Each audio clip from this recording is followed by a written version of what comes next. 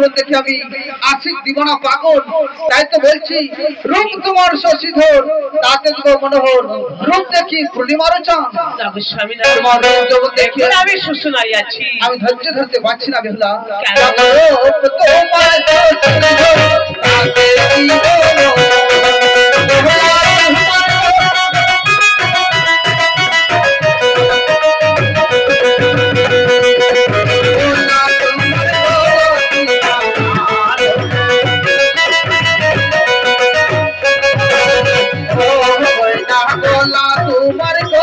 পিতা